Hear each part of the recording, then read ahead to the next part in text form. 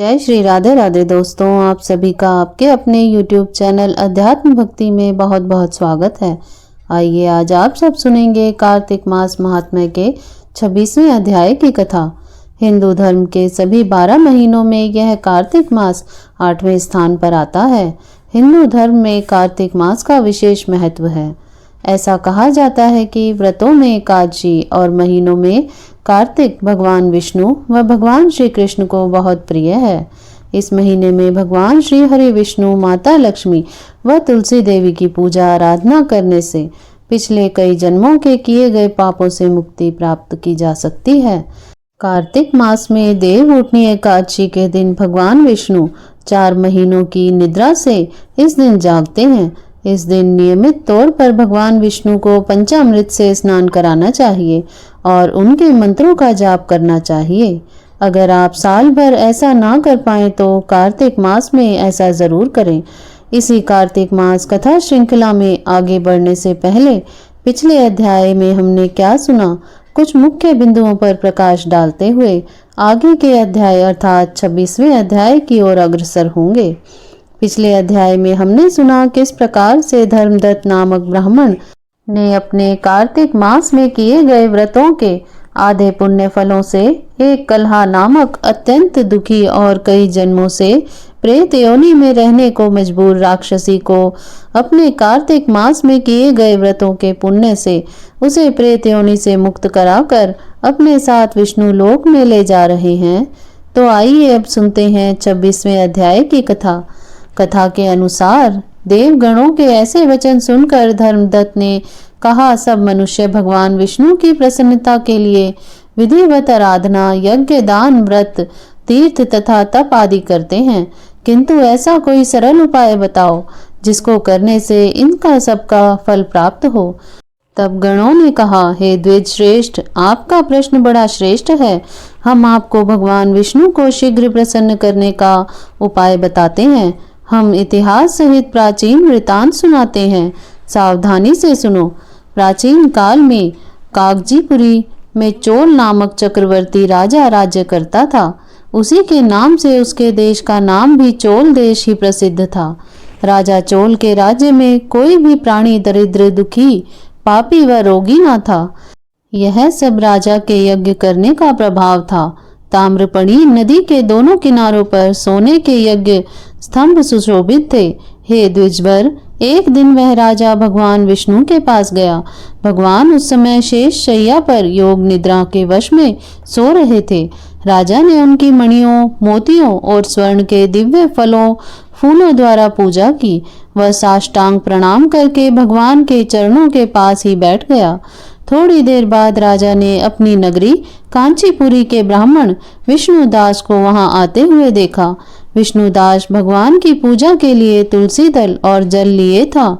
विष्णुदास ने वहां आकर भगवान को विष्णु सूक्त मंत्रों द्वारा स्नान करवाकर मंजरी तथा दलों से उनका विधि पूर्वक पूजन किया।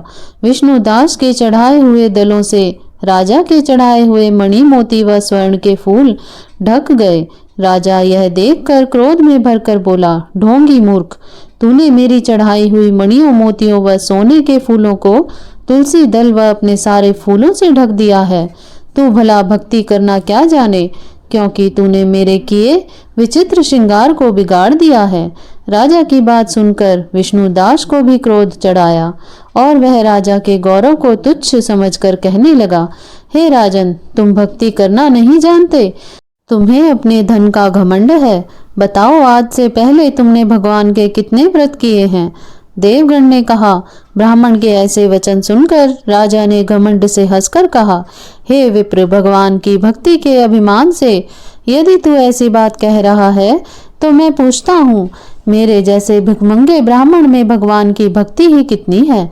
क्योंकि तुमने आज तक भगवान की प्रसन्नता के लिए कुछ भी नहीं किया, ना तो कोई मंदिर बनवाया है। तुम भला इस प्रकार की भक्ति का जैसा कि तुम कर रहे हो क्या गर्व कर सकते हो?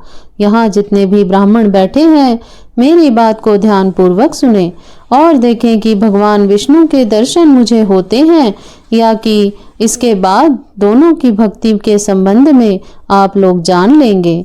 देवगणों ने कहा कि ऐसा कहकर राजा अपने महल में चला गया और वहां जाकर उसने अपने पुरोहित मुद्गल को आचार्य बनाकर विष्णु यज्ञ आरंभ किया। उसने उस यज्ञ में अनेक ऋषियों महर्षियों को बुलाया, उनको बहुत सा अनाज और नकदी आदि दक्षिणा दी। उधर विष्णुदास भी अपने मंदिर में ही रहकर भगवान की प्रसन्नता के लिए व्रत करने लगा। उसने माघ तथा कार्तिक मास के व्रत किए, तुलसी के वन का और एकादशी को भगवान विष्णु के 12 अक्षर मंत्र का जाप किया।